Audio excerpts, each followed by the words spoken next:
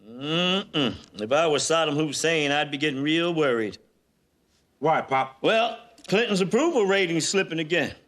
He's gonna have to bomb somebody. Yeah, well, I'm not surprised it's dropping, Pop. The economy is still a mess. You know, I read where it's gonna cost me and Eleanor $135,000 to raise our child to the age of 18.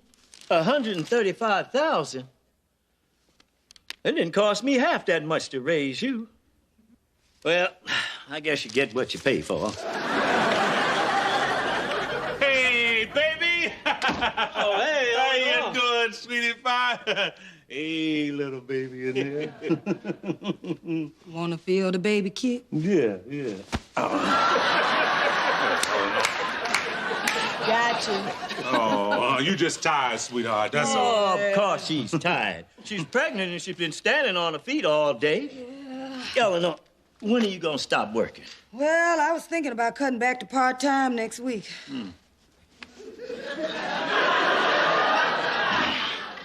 Oh, really? Well, I hadn't figured that in the budget I've been working on.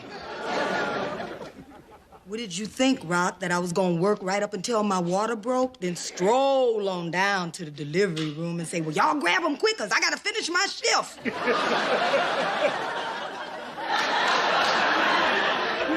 Well, is it completely out of the question? All right, baby, look, I'm sorry, you know, but with a baby coming, we're gonna need this budget. You know, if we're gonna keep up this standard of living. Let it go, Daddy. Hey, Rock, come on. You ready to go? Let's go. Okay, I gotta run. You gotta run. Yeah. Where you two running to? We're going down to Charlene's. Some of the guys are gonna get together and buy Calvin the last drink before he goes to the penitentiary tomorrow. Joey, why do you even care? You hardly even know Calvin. Sure, I know him. I used to see him 2 or 3 times a week. I'm gonna miss him. Well, where did you see Calvin? At the track. He used to give me a lot of winning tips. He was... Man, look at me. I'm getting all choked up. Come on, let's... Well, wait a minute. Hold it, Joy, hold it. Now, I know you ain't gonna hit on that man for racing tips on his last day of freedom, are you? Yeah, you're right. I should wait. Yeah, he'll probably have better information once he's on the inside anyway.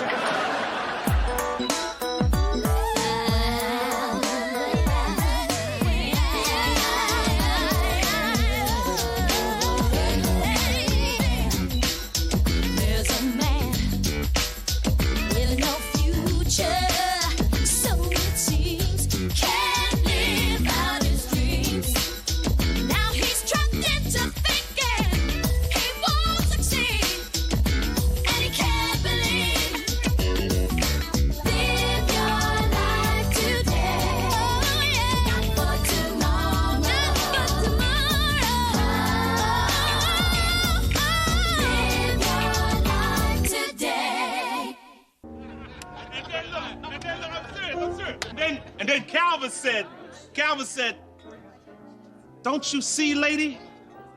As life generates garbage, so does garbage generate life.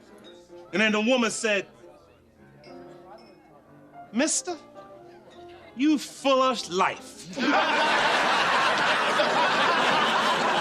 Oh, man, you know, all this reminiscing makes me think about that day at the track, Calvin, when you picked 5 winners in a row. Man, you know, speaking of horse racing, some of them same horses is running today, and I maybe it's ain't a good time, man. Well, I'd like to toast a man who cared enough about this neighborhood that he thought it'd be better with one less drug deal. Here. All right, Calvin. All right. Here's to Calvin. Calvin. All right. Yeah. Peace in the neighborhood. Hey, party over where? Anyway, look, me and Grandma got together, Calvin, got you a little gift for you, all right, Hey, for you going away first. real thoughtful. Now, that's a day planner. Or what? Plan your day. George, I think the warden pretty much has Calvin's days planned for him. Oh, yeah, but see, I got some dope stuff in. See, I got the schedule for B.B. King's prison tour so you can get your boogie on. Then right here, I got What's It Like on the Inside by Mike Tyson, James Brown, and Mike Milken, who's a white man, my brother, so you won't be by yourself. And then right here, I got the words to Ike Turner's brand new song, What's Busting You in Your Eye Got to Do With?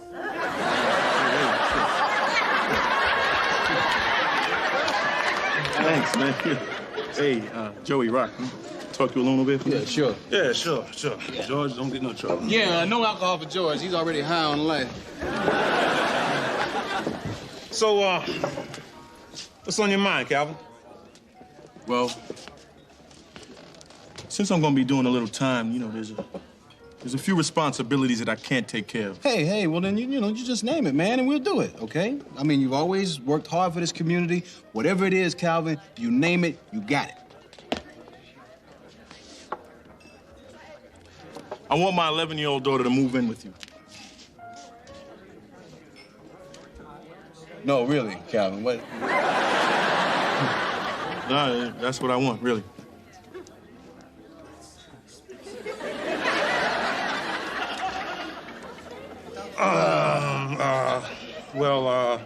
Look. I know I'm asking a lot. But you gotta realize that Sheila means everything to me, man. And I can't just have her move in with anybody. Yeah, well, excuse us a minute, Calvin. Joey and I need to talk. Nice doing, Joey. Oh, anything you want, Calvin, just ask. You know, your mouth done wrote a check I can't cash. Rock, come on now, don't blame me. I thought the man was gonna ask us, to water his plants or something. Well, you got us into this. You figure a way to get us out. Don't worry about it, okay? I will simply tell him that we'd love to take Sheila in, but our pop has multiple personalities. And No. We're gonna tell him the truth. You know, look, we're having a baby and we can't afford another mouth to feed. All right, let's tell him. Listen, Calvin.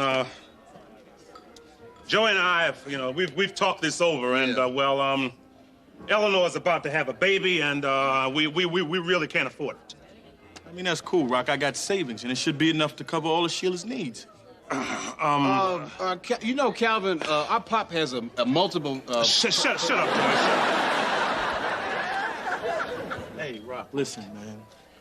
I mean, she lives with you guys, and I know you'll take her to see me on weekends, and she can still be a part of my life. Hey, Calvin, man, look. Rock, you know I lost her mother to drugs, man. I can't take the chance of losing Sheila the same way.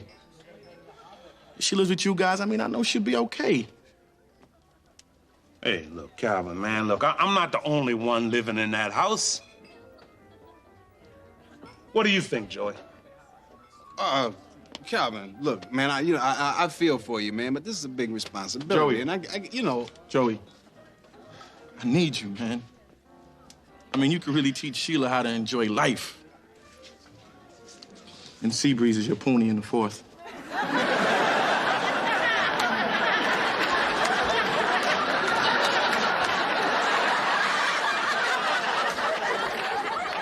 Well, when you put it that way, it does make a lot more sense. Yeah. All right, Calvin, look, okay. It's okay with me and Joey. But we've got to go home and clear this with Eleanor and Pop. Right? Oh, right. Hey, okay, all right, Calvin, that's my good neck. Hey, drinks on me, come on. Hey, George. Man, it's a good thing we didn't ask to borrow his car. We would have ended up with his mother.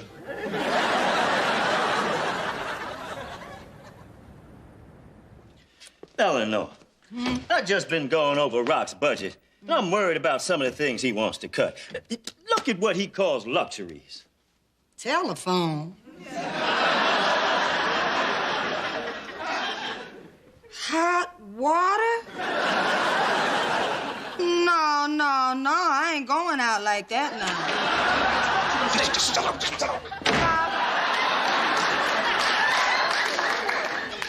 Now, we're gonna have to talk about your budget here. If I have to take one cold shower, you're gonna be taking a whole bunch of cold showers, if you know what I mean. Okay. I'll agree to keep the water hot if you and Pop will agree to what we're about to ask you. What? I gotta go call my bookie. Joy, get back here. Hey, Rock, don't worry. They'll still be mad when I get back. What's going on, son? Well, You know, when Joey and I saw Calvin, he asked us to, take care of his daughter, while he was in prison. So what did he say when you turned him down?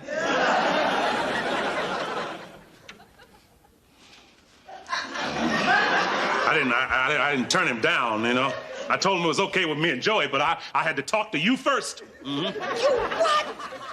Rock, I can't believe you. You're gonna make me the bad guy? No, I told him it was up to Pop, too.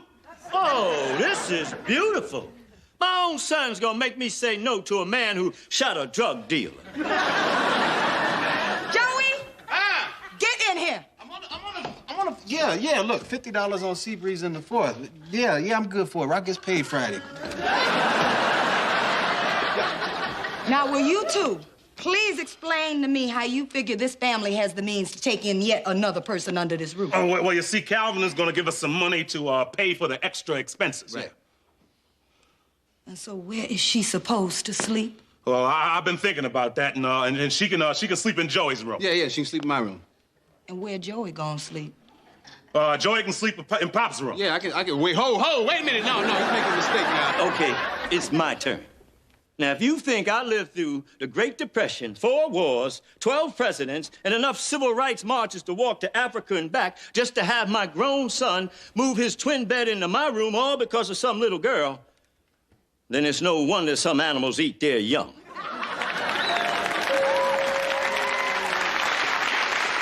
I'm sorry, Rock. This is just not gonna work. No, you just gonna have to go back to Calvin. You're gonna have to tell him we are sorry, but we're not gonna be able to take Sheila in. I'm going to tell Calvin he can't bring the... Sheila? What are you doing here?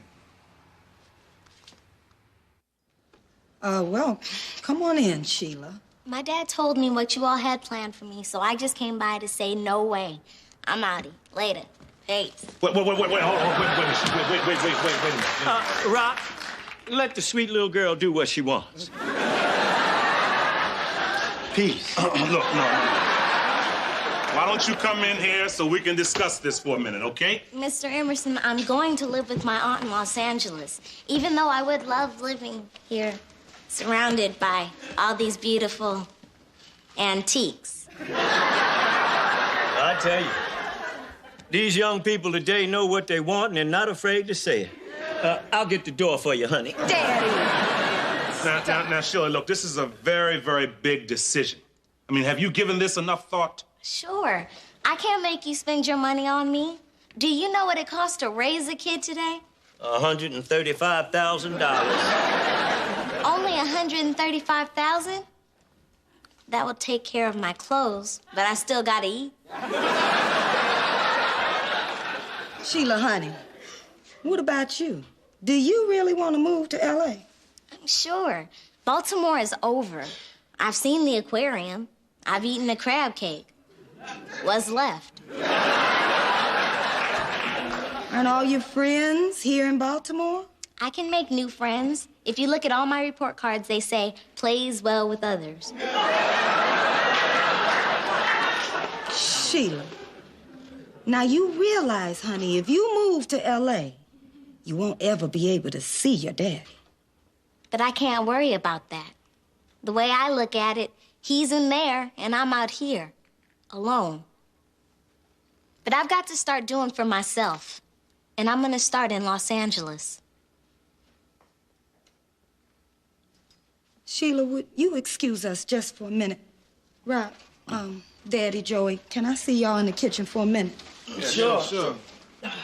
Hey, Sheila, look, why don't you sit down and make yourself at home, huh? Sure. Hey, you wanna watch some TV?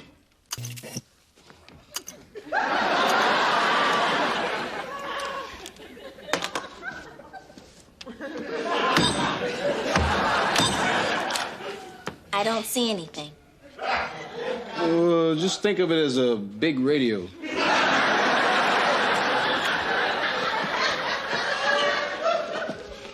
What is it, baby? There's something wrong with that girl out there. Well, what you thinking, sweetheart? Well, seems like she got a lot of feelings about her father she's keeping all bottled up inside. This isn't a girl who's excited about moving to L.A. This is a girl who is running away from stuff she can't deal with. You know, I think you're right about that. Yeah, and if she moves away now, she will grow up without her father. That's no good for a little girl. She won't even know him when he gets out. Yeah, Calvin sure doesn't want that. Oh, man. I knew when I taught you boys to have compassion, one day it would bite me in the butt. Daddy, I'm not sure we can handle this either. I mean, personally, I think Calvin made a big mistake trying to solve his problem with a gun. But he is our friend, and he's asking us to help keep his family together. How can we turn him down? Okay. Okay, if we're gonna do this, we've all got to agree on it. Yeah. I say we take a vote. All right. I say she stays. Me too.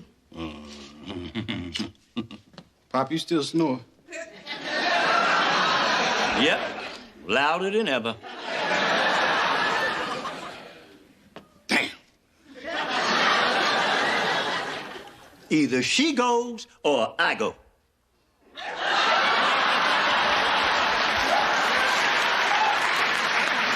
Fine. All right. Good man. Okay, good. Good man. All right, good man, Pop. Let's go talk to her, okay? All right. Hey, Sheila?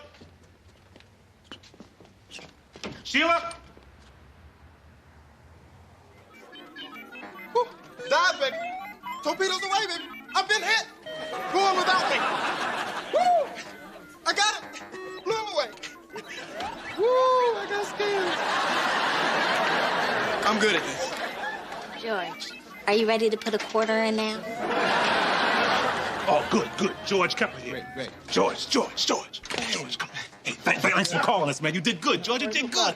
See, lucky for you, I can think with the mind of an 11-year-old.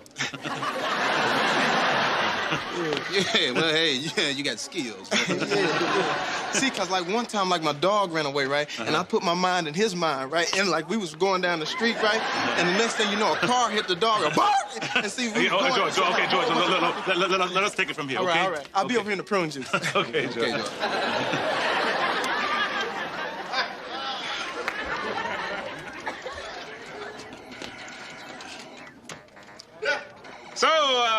So Sheila, you're playing video games there, huh? Yes, I am, Mr. Emerson. Oh, that was a great icebreaker, Rock. Oh, Sheila, you playing a video game. I'll handle this, okay? All right. Hey, look here, man. What color Kool-Aid goes with fish? Sheila, I'm sorry, that you ran out before. Me and my family, we were talking, and we kind of, we wanted to talk to you. I'm not moving in with your family, okay? Well, I don't want to talk to you about that. I want to talk about your dad. What about him? Well, Sheila, it's real important to him that you stay in Baltimore. To be near him, so you can come and visit him. He needs to see you. He should have thought of that before he shot that drug dealer. Sheila, let me ask you a question. How do you feel about what your father did? Why? I want to know, Come on, Sheila, what's going on with you? Well, I guess I'm mad. You're mad at your father?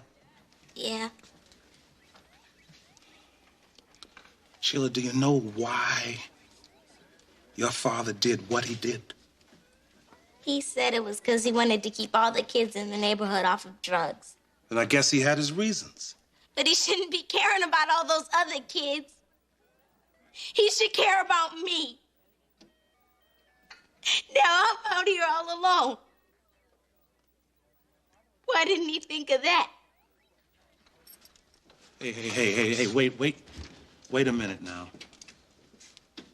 You're not all alone, sweetheart. We're here for you. But I don't want a new family. I want my dad. Now, Sheila, look. Your dad cares a lot about you. I mean, that's why he wants so bad for you to be near him. I mean, he loves you too much for you to be 3,000 miles away. If you're trying to make me cry, I'm not gonna cry. I'll go home with you, Rock, man.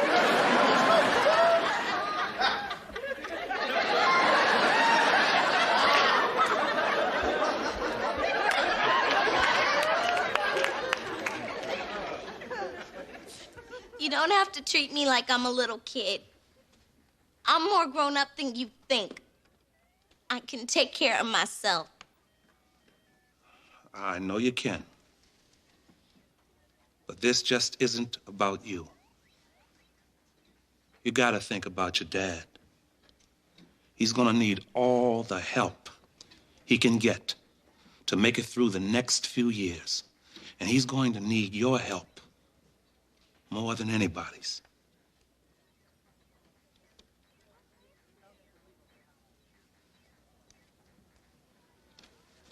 You sure you really want me living with you?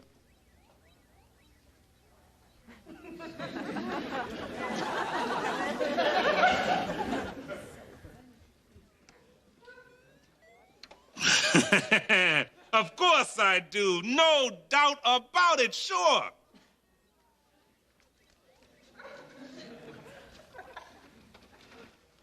Oh. Okay. Ah, that's my...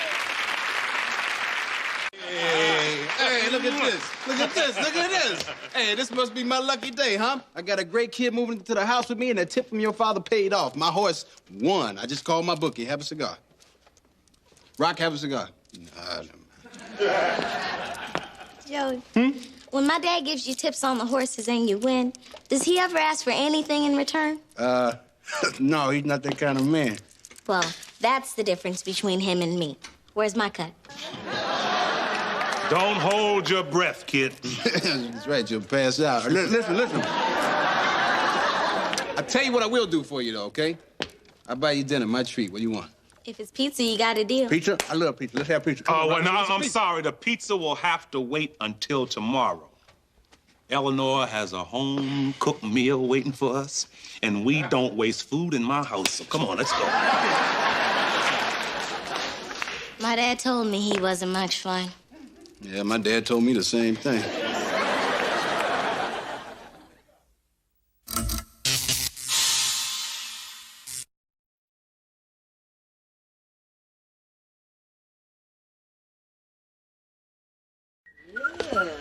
Hey, sis. Hey, Bebop, what you got there? A laptop computer. My teacher loaned it to me. Yeah, Sheila's been getting all A's. So Mrs. Rawlings is encouraging her to use her talent. Oh, man, that's great. You know, if only one of my teachers had taken that kind of interest in me, you know, enough to loan me something like a computer, man, I'd have sold it and got a car and got the hell out of here. Hey, baby, I'm home. Hey, how you doing? Hey, sweetheart. Hey, what's for dinner, baby? Oh, Rock, forget about dinner. Sheila's teacher loaned her a computer. She says she has an aptitude for it. Yeah, that's good. I smell meatloaf. Rock, this is important. I know. Let's celebrate with the meatloaf.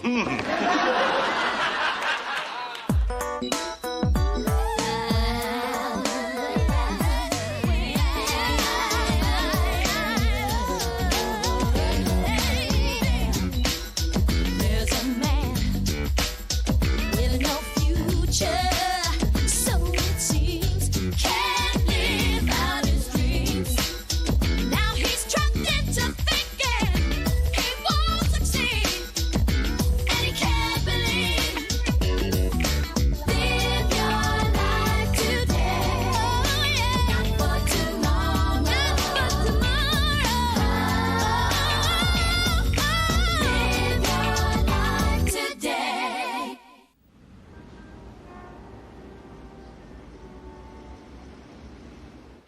Excuse me, say that again? Wait a minute, how could that happen, Eddie? Yeah, I was supposed to be a sure. All right, you get your money back, okay? I'm gonna win it back on the next race, all right? I gotta go, Eddie. Eddie, I got a bad connection. I'm starting to lose you. Can you hear me? Bad day at the track, huh? Pop, my horse did so bad they shot the jockey, too. Serious. I did it! Man, these probability problems are really fun. Probability, huh? That's kind of like odds, isn't it? Kinda. You know something, Bebop? Education means absolutely nothing unless you apply it to the real world. Now, let me give you a probability problem here, okay? All right, let's say there's a horse in the third race named, Thunderball, right? Okay, Thunderball goes off. Son, one. You got... you shouldn't be getting this little girl involved in your gambling. Oh, Pop, is that what you think I was doing? Oh, I'm Sheila's guardian, Pop. I take that very seriously. She's got a gift with math, and I'm just, I'm helping her apply it to the real world by using it in a hypothetical situation. Fine, Joey. I'll take you at your word. But if I find out that she's helping you pick horses, I'm gonna build a woodshed out back and drag you to it. You'll be howling louder than James Brown at the Apollo. Joey, what does hypothetical mean? Well, it comes from the Greek hypo, which means a lot of, and thetical, which means money. So let's make some. All right. Hey, George. Yeah. Here, sign this. What is it?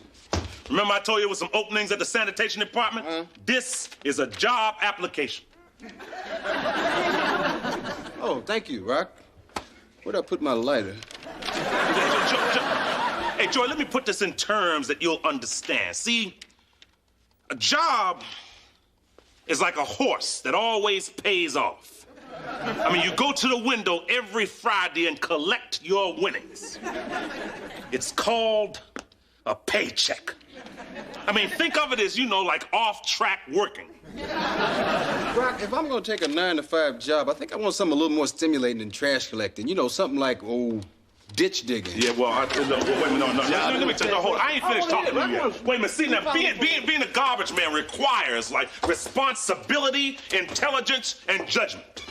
I guess if you tell yourself something enough times, you start to believe it, huh? Hey, look who's nice enough to carry the trash basket in for Hey, see, sanitation, Joey, is a lot more challenging than you think. I mean, a lot of bright guys would jump at the chance to do a job like this. I mean... Can I get the job? Oh, no, Joe. I know garbage, man. I know how to be a garbage man. How you doing, Miss Jackson? All right, yeah. Early in the morning. I ain't waking you. If it ain't out of you, ain't gonna get picked up. All right, go on.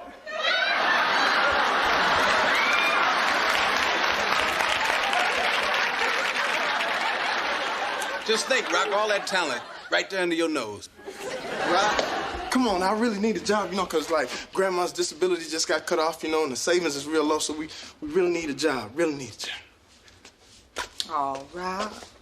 Come on, you can't turn George down. He and Grandma seem to really need the money, and he's willing to do the work.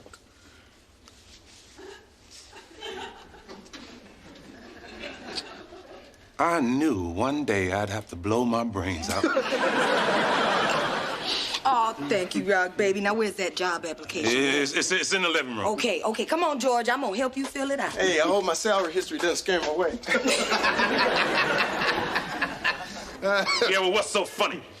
I like the caliber of your new recruits, Rock. I mean, as far as garbage men go, George has got to be Top Gun. Yeah, well, even if he does get the job, I bet he won't even last a week. Did you say bet? You want to make this interesting? Hey, Joe, I can make it as interesting as you can handle. Oh, I can handle it. Oh, you can, huh? You want to bet me? No, you don't want to bet me. You want to bet me? Well, okay, I'll tell you what. You want to bet me? Okay, I'll tell you what. I'll bet you $1. Cash money. A whole dollar, huh?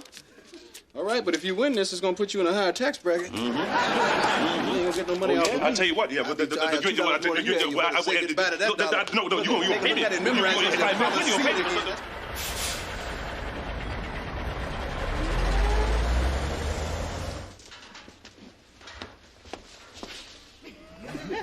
Rock, how you like me now? Rock, I need you to train Stevens. here. No, man, no, we got to talk about this. I ain't nowhere getting near this boy. We'll talk after you're rich. You're late enough already. Oh. Man, I can't believe this.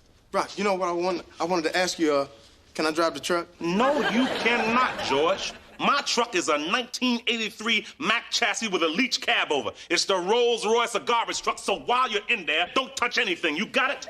What if my jaw starts riding up on me? Yeah, well...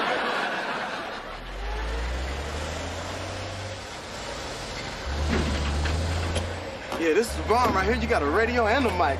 Good loving body, rockin', lockin' boots all night long. George. It isn't that kind of radio.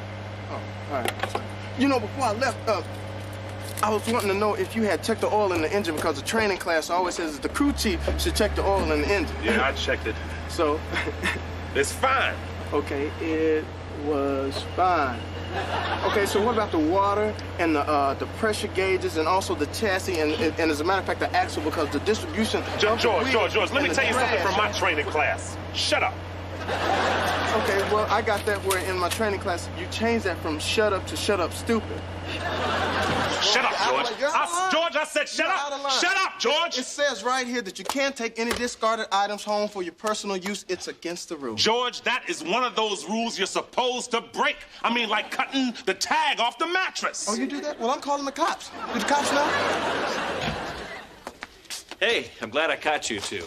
I got some calls from customers on your route today. Oh, yeah? What's the problem? No problem. I got 3 calls. They were all compliments. One lady said George carried her cans out to the curb and then put them back in her yard. She said the bald, grouchy guy never did anything like that. Well, you know what? I was gonna rake the leaves, too, but Rock had broke the rake. You know, you could learn a thing or two from this kid, Rock. I'm going to put you guys together permanently. Keep up the good work, Stevens. All right. You're gonna leave a brother hanging. All right. This is great, Rock. This is great. We get to hang out, 8 hours a day, every day, go back home to the same place. You know what? We should carpool. Then later on, we take a vacation. Like go to Africa, get butt naked, let our hair get nappy, hang out with Charles.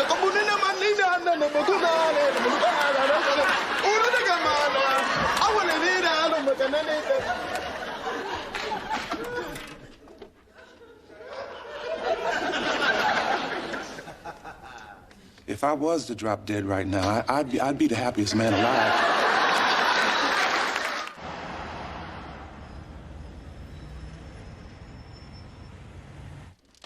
Oh, Daddy, it's so nice of you to help me make dinner tonight. Oh, well, Eleanor, you carrying a baby. You shouldn't be working hard. Yeah, you should be pampered. You should have every whim catered to. I mean, you bring in this family the greatest gift of all, the gift of life. Daddy, no matter what you say, I'm not naming the baby after you. So, the horse's name is Harry's Love, all right? He's won his last 2 races. He goes off at 5-1. It's a 7-furlong race, and Billy has 6 apples. What does X equal? 5. Why, yes, it does. Oh, Joey, you just make algebra come alive for me.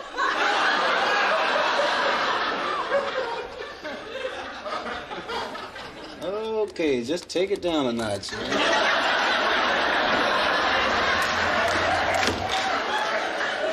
Hey, baby. Eleanor, when you open up your heart and ask me to get Crazy George a job, what the hell were you thinking?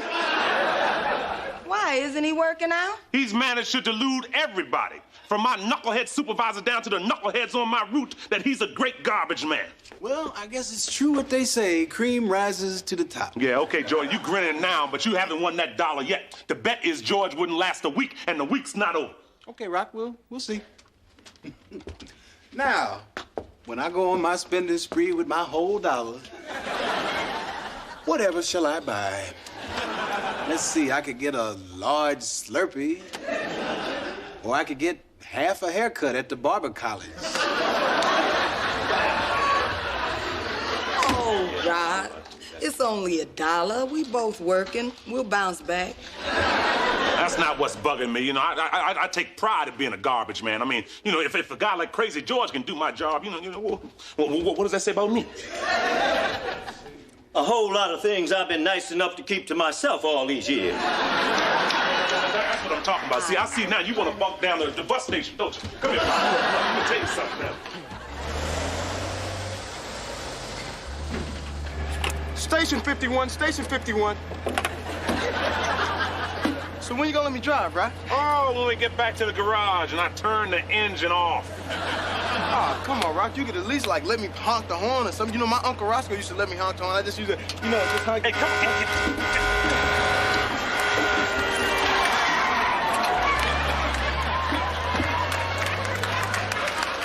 George, listen, I think I've taught you all I can, George. It's time for you to be trained by someone else. Yeah. Someone with a high threshold for pain, George.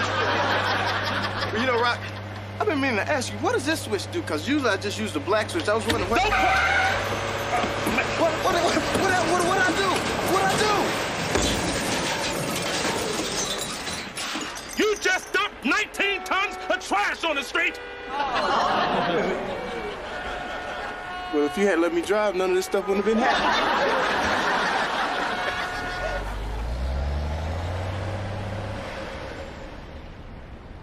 No, George, listen, will you listen to me, please? It doesn't matter if it was an accident. You're still on probation. You can lose your job for this. Does this mean I can't join the credit union? Yes. See, I keep trying to tell you, this job isn't as easy as you think. You're way over your head here, and Joey was a fool to bet that you could handle it. Yeah, he was a fool to bet. Who'd he bet? He bet me. Wait a minute, so you bet against me? Oh, yes, I did. So, Rock, you mean to tell me while I've been busting my butt trying to do good on this job, you've been rooting for me to mess up? Hey, come on, George, you know, it was just a little bet, you know, come on. Don't take it personally. No, Rock, this job was important to me. Not necessarily for the money, but I wanted a job like you have a job. You know how you get respect. The reason I got the job is because I look up to you. I want to be just like you, man.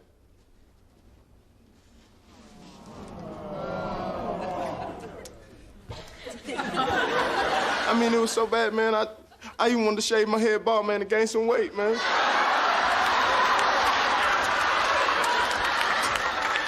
Hey, well, look, George, don't take it personally, you know what I mean? Come on, don't take it so hard, man.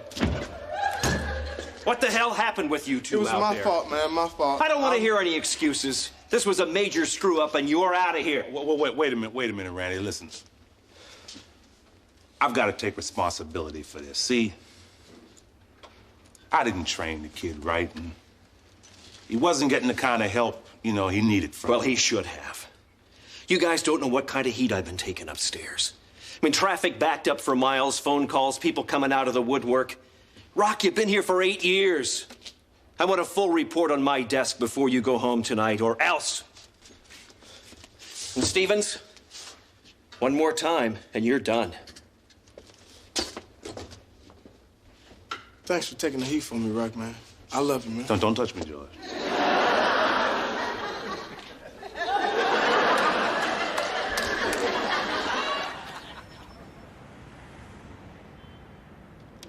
Hey, Pop, I got a good feeling about this. I think my horse is gonna come in. So what do you think I should do with all this money I'm about to make? Should I get big screen TV? Oh, check this out. How about a booming stereo system? Joey, for once in your life, I think you should do something completely crazy. You know, do something wild, something you never did before. Like what? Pay me back. How about I just get you a pair of these slippers that glow in the dark? Ah, Joey, you spend your money on useless things. You never pay back your debts. You lie, you cheat, you run around with women. You know, you should run for office. Where does he get these things? Hi, how are you? I'm Miss Rawlings. I'm Sheila's math teacher. Oh, I'm one of her guardians. Please come in. Unfortunately, I have some disturbing news to share with you.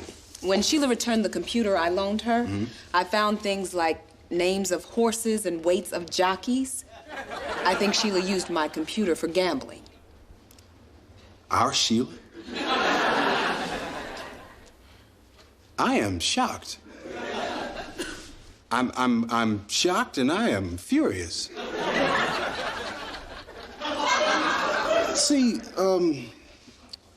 my father has a bit of a gambling problem, and I'll talk to him, okay? Well, you should. You know, kids are very impressionable at Sheila's age. Yes, they certainly are. Thank you for coming. Sure. Sheila! Yeah, Joey. I need to talk to you, please. Look, Sheila, I haven't been giving you the kind of guidance that you need, all right? So I'm gonna tell you something, and I want you to take this to heart, okay? Yes, Joey. All right, now, about that computer and the gambling. From now on,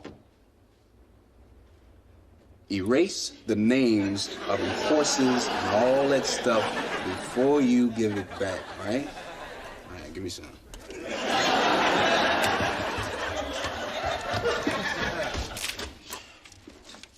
Hey, babe. Hey, sweetheart, how you doing, baby?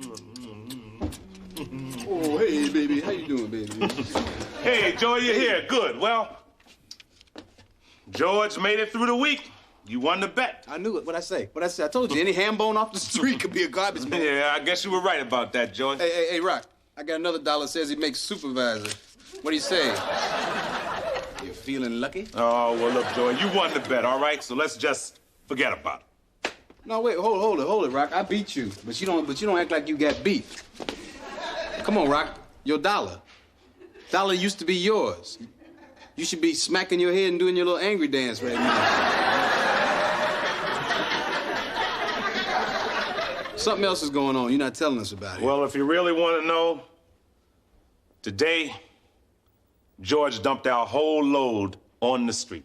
But Rock, you just said he was doing well. Yeah, but I took the heat for him, you know. I mean, but look, you got to keep this quiet. Because if this gets back to my boss, George could lose his job.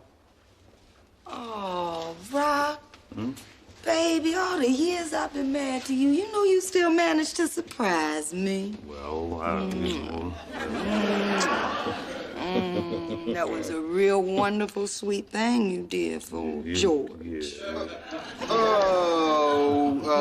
Excuse me, please, excuse me. So what you're saying is basically is George made it through the week because you covered for him, right? Then technically, I didn't win the bet. Well, no, you really didn't win the bet, Joey, but you can keep the dollar. Oh, you good, Rocky, real good. What? How am I gonna take that dollar when I knew that you threw the bet? I mean, I can't laugh at you. I can't make fun of you. Come on, you upset the whole happy winner, sore loser tradition. Oh, I'm sorry. Don't apologize, Rocky. Just make it worse. Oh, Joey, come on. Joey, come on.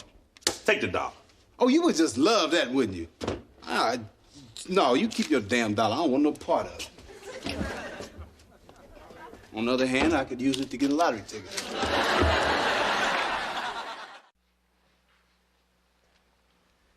Eleanor. I really think that Andrew would make a wonderful name for the baby. Listen to this. Andrew, meaning man, manly, strong. Daddy, I know you would be greatly honored if the baby were to carry your first name. And I know that you would be so proud when you introduced him to all your friends. So I've taken that into consideration. And I've decided to tell you, give it up. Hey, family! Life is good when you in a winner's circle. I'm a winner, baby. My horse good won. for you, My horse won. Hey. We did it. We did it. We did it. What do you mean, we, young lady? I used my computer to help Joey pick his horses. Oh, help me, Father. What? Joey, I trusted you. How could you lie to me like that? A fine example you're setting. Pete Rose would make a better role model. Betting on horses, teaching little children to gamble. Joey, what is wrong with you? Hold up. You think Joey was just using me? No way. He was trying to win enough money to get me a computer. Thanks, Joey. You're not just a guardian. You're a guardian angel. Well, you know my philosophy. Education first. Mrs. Emerson, could you drive me to the computer store? All right, sweetie, sure. Let's go. And don't you do this again, Joey. 400, 500. I could get a printer, too. I love you, Joey.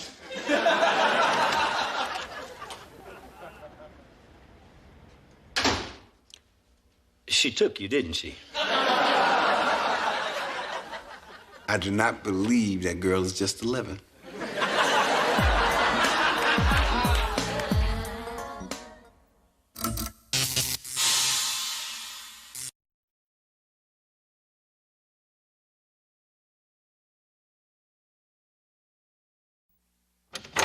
Hey, Eleanor, I got something for the baby and you're gonna love it. Oh, where is it? It's right here.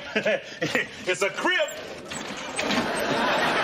All it needs is a little sanding and a little paint. Look more like it need a little gasoline and a little match. Oh, come on, Eleanor. Rock, I don't want our baby sleeping in someone else's garbage. Hey, wait a minute. What kind of father do you think I am? This isn't trash. A lady on my route was going to sell it, but I talked her into giving it to me instead. This is genuine yard sale quality merchandise. You mean it's garbage that hasn't made it to the curb yet? Oh, come on, Eleanor. Rock, no perks for our baby now. Hey, what's wrong with perks? May I remind you, our child started out on this perk right here.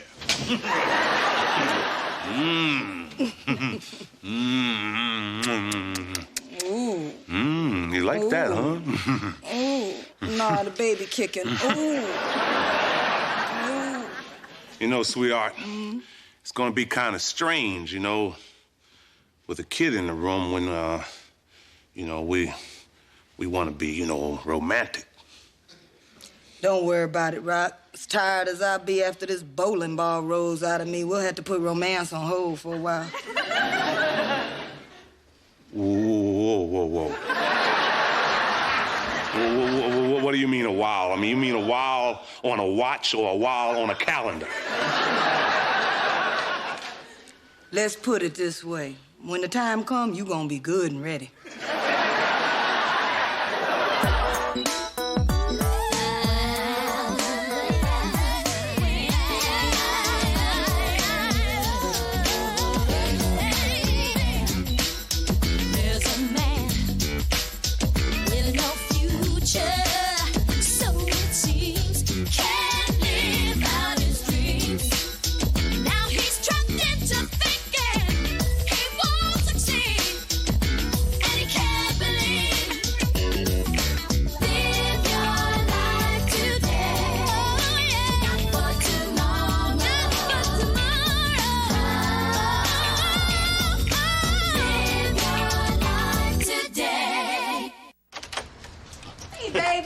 Hey, Eleanor, listen.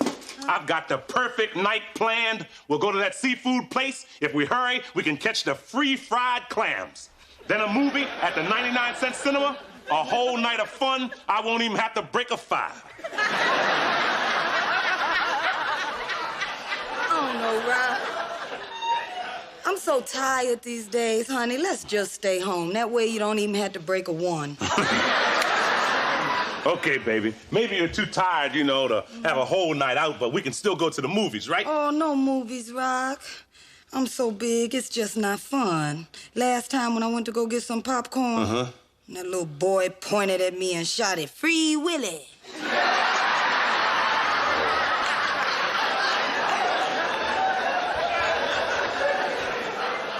Okay, Willie.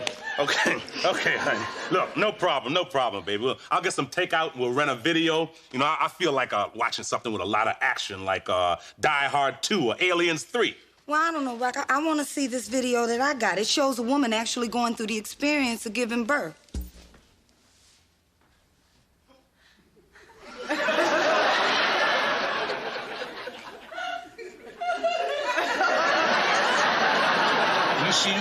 You sure that isn't Aliens 3? Rock, you don't have to watch this tape at all if you don't want to. Okay, all right.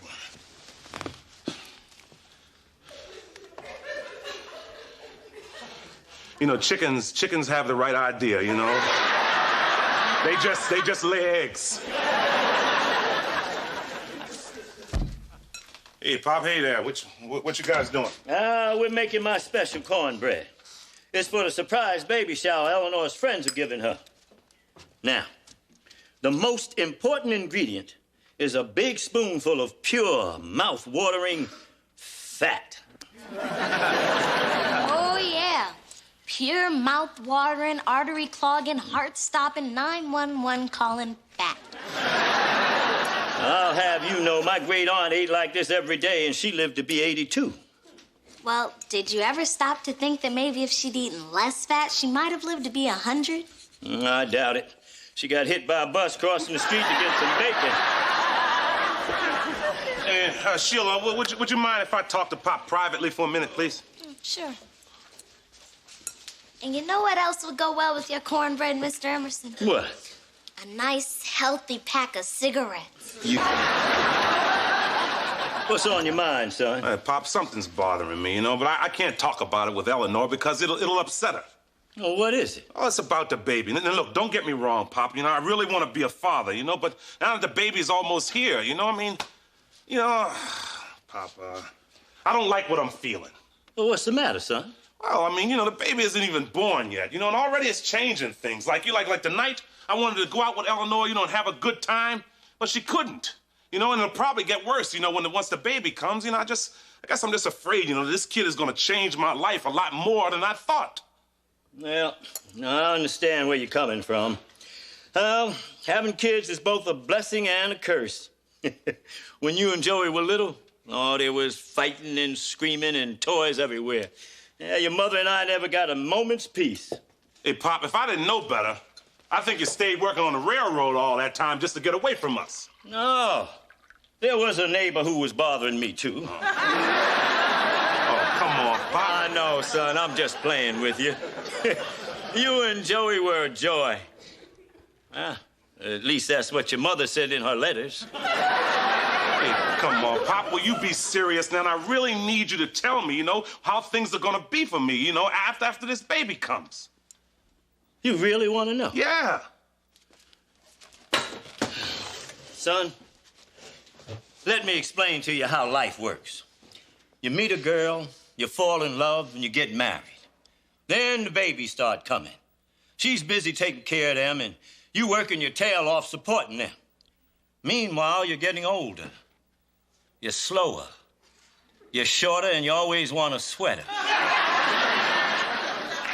And finally, the kids leave home, and you're alone again with the woman you love. But you're too broken down to do anything about it. All you can do is sit around and talk about whether or not you should buy one of those beds that helps you sit up.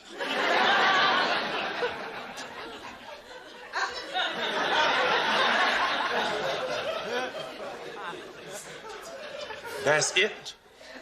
You want more? No. Hey. What's all this for? Joey, Eleanor's baby shower is going on down at Marie's, so I've got the house all to myself for poker. You know, Joey, I've been so busy getting ready for the baby, it's nice to get away from it for a night. Yeah, I know what you mean. I like to get away from my babies for a night. Why don't you count me in? So, you want to be in this game, huh? Yeah. Well, I want you to get a job and move out. So it looks like neither one of us is gonna get what he wants. Come on, Rock. Why how come I can't play? Because you're broke and I'm not lending you the money. I don't need your money. I got something better than money. Look at this. Joey Emerson, certified IOU. Well, you know something, Joe, you can forget that. I still have some of those written in crayon.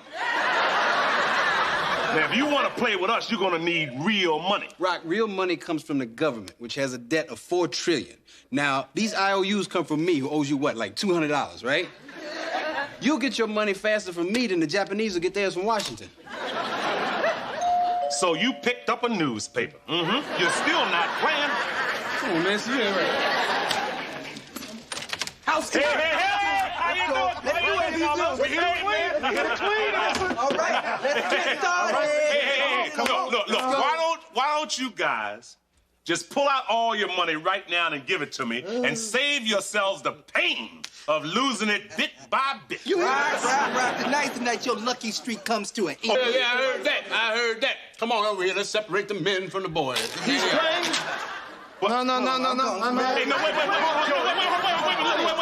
I don't know how he got in that chair, I swear, but I'll get him up. Get out, Joey. Get out. What's the matter with my money's not good enough for y'all? You never have any. You so broke there's an echo in your pocket. Joey, why don't you just be reasonable? You don't want us to throw you out. No, it's okay. I enjoy throwing him out. Get out, Joey. All right, fine. I'm gonna have to play with y'all. I got friends of my own, you know. Hey, Pop. Get down to business. Let's play some 5-card draw. Deuces wild, pay the toll. Okay, you know, look, after weeks of baby talk, I mean, it's good to hear the sound of cards shuffling and beer cans popping open. Hey, Rock, so tell me, after your baby is born, you still going to play poker with us? Of course I am, Carlos. Nothing's gonna change.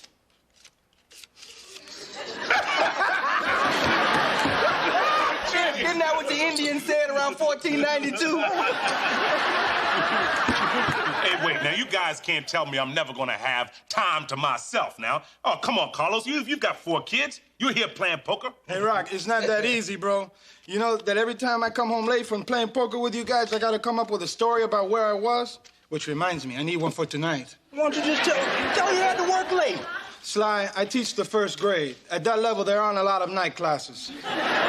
Wait a minute. You're saying your wife won't let you play poker anymore? No, Rock. See, look, once you have kids, your wife wants you at home with her.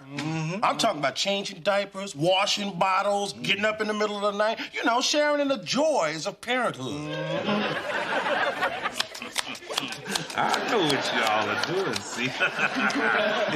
You're scared of losing, right? So you're trying to get my mind off the game. But it's not gonna work. It's not gonna work. Because I'm feeling lucky tonight. This is my night. This is my night. You watch. Hey, Rock, Marie's kid got sick, so we have to move Eleanor's baby shower over here. Oh, no, Michelle, we were playing poker here. Well, good. They can help me put up the decorations. No. Look. We don't have a lot of time. Eleanor will be here real soon. But I'm feeling lucky tonight. Sorry, guys, need to use this table. Wait a minute. Hold on. Hold on. We in the middle of a hand. Yeah, you can't come in here messing up the game. I had 4 aces. I fold. Hey, I'm out. What do you mean we can't play here? Tonight's my poker night. Couldn't you have the shower tomorrow? Rock, half the women in the neighborhood are on their way over here. Now, if you want to tell them no, just put your good suit on now so we don't have to struggle getting you into it after they kill you. I was looking forward to this poker game all week. Rock, you can play poker anytime, but you're only gonna have this baby once. No, that. Well, can't you play poker on the kitchen table? No. Actually, we need that kitchen table for our party food. Well, then where are we supposed to play poker? Well, you can use this table. Just wipe it off and put the ribbon back on when you're done. Damn, Rock. Last time I sat at a table this small, it was Thanksgiving 1965. Well. Look at the big macho man playing poker on a little tiny baby table. Looked like a kindergarten casino. Hey, shut up, Joey. Whoa, sounds like some little mistress ready for nap time.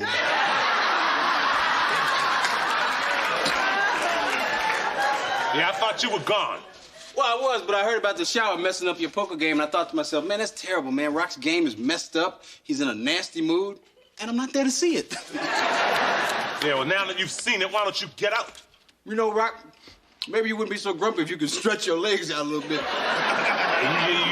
You keep playing with me here, Joey, all right? Man, hey, Rock, Pop's cornbread is delicious, man. You gotta try this. Well, I don't want any. No, try it. It's the best he ever made, man. Here, try it. Get that cornbread out of your mouth. I didn't make that for you. I tried to stop him, Pop. He overpowered me. So I'm gonna kill him. I got these pamphlets from school, and we're learning that heart disease is a big problem among African Americans, and blacks are far less likely than whites to receive the most advanced medical procedures. But we can reduce our risk if we stay away from saturated fats. You know, like the kind you find in fried foods, fatty meats, cornbread. What's wrong? Ah, I forgot the butter. Quiet, everybody. Eleanor's coming. Telling you, I will be so happy when they finish that new nurse.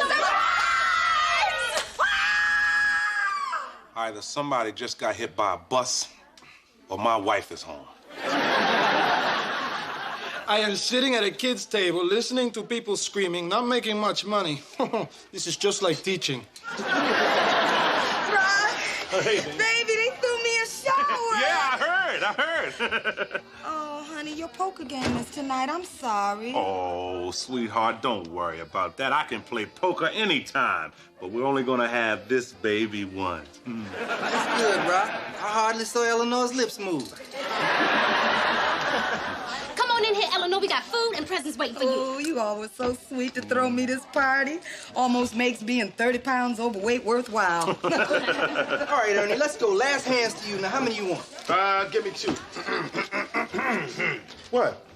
Never draw to an inside when you got Oh, so you said maybe I should try 4-8? Give me 3. There you go.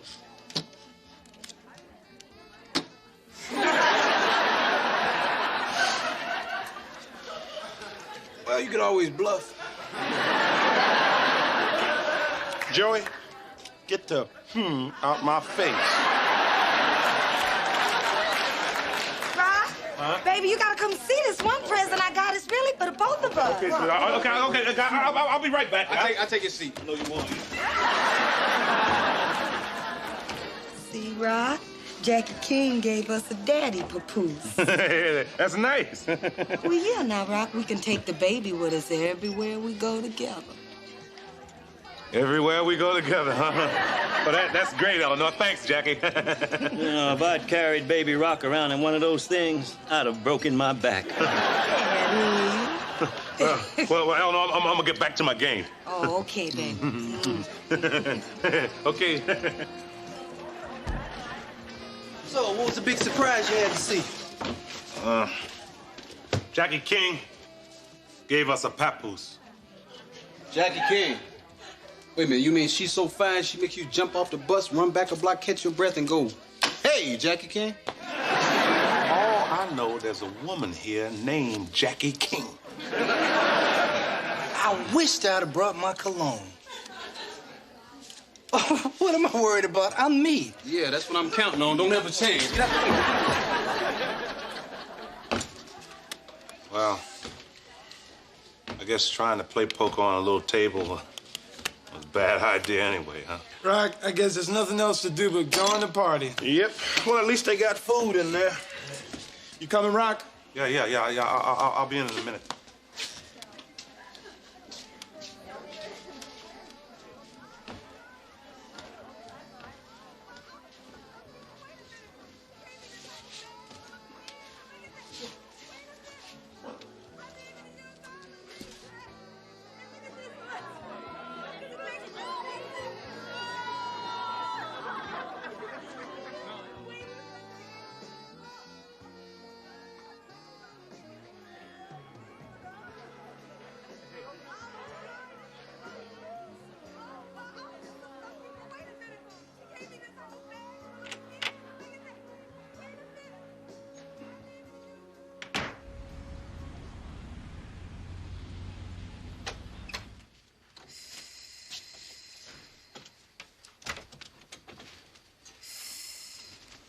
Rock? Sorry, Eleanor. I didn't mean to wake you. Oh, you really didn't wake me. I was only half asleep. I was worried about you, Rock. Where'd you go? I was just walking around, What's wrong, Rock? Nothing. I just had some thinking to do, that's all. Well, Rock, you better tell me now. I'm not gonna be this sweet come 4 a.m. Oh, come on, Eleanor. It's really no big deal, baby. Just go back to bed. I don't want to upset you. Rock Emerson, now you tell me what this is about. Now you're scaring me. I mean, it's just that, Eleanor, I love our life together. And that's a bad thing because... Well, what I'm saying is, you know, I mean, we've got a good thing going here, you know, and I've got a wife who's my best friend. I've got my family and my friends, you know. But now, you know, there's this baby coming, you know, and it's changing everything, you know. I want this kid, you know, I really do, you know, but I don't want to lose our thing either. Man, I hate saying things like this, you know what I mean? You know, because I know I'm upsetting you, you know, because I know for you having this baby is nothing but joy. Nothing but joy. Ralph, I am losing sleep. I walk like a duck. Every time I pull out a pair of my old jeans, I swear I hear him laughing at me. I know once the baby's born, I'm never gonna have a minute to myself. And this may come as a shock, Rock, but I kind of like being alone with you, too. Wait a minute, you mean you're saying you're just as scared about having this baby as I am? Hell yeah. Oh, Eleanor, you don't know how happy I am to hear you say that. Oh, man, God, what are we saying? I guess we're saying we're human, Rock. I mean, but do good parents say things like that? Well, I think the bad parents are the ones that keep these things all bottled up inside and then they take it out on their kids. I think the way to being good parents is to just stay honest and keep talking to each other like this. Yeah, okay. Because, you know, I got some things, you know, going on through my mind here, you know? I mean, you know, what if this kid turns out to be a, you know, pain in the butt, you know? What if it turns out to be, you know, like Joey? Rock, you gonna love him no matter what. Yeah, I know. And you know what? You're going to be a great mother. And our baby is gonna have the greatest father in the world. Hey, you know, I never got a chance to look at all those baby gifts. Why don't we go downstairs so you can show them to me, huh? No. I got a better idea. I want to show you this pamphlet I got. A pamphlet? Yeah, from the doctor's office. It shows all the different ways a person in my condition can get, you know, romantic.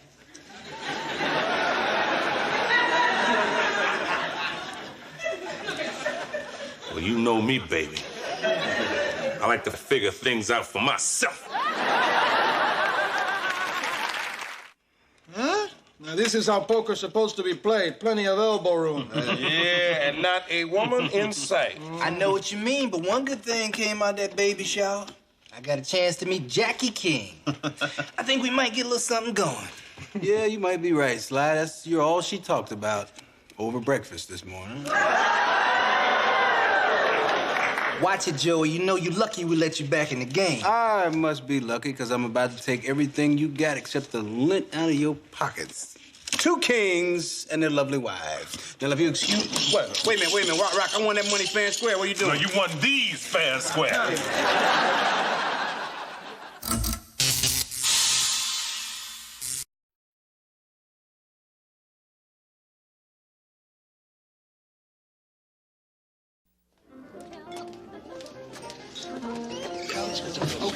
Yeah, because Oh, Rock, I don't know about eating in here. There seems to be an awful lot of smoke. Don't worry, I'll take care of that. Hey, there's a pregnant woman in here. Either you put them out or I'll put them out. I told you, I'll take care of it. Now, we can sit down over here and have a nice, quiet, relaxing dinner.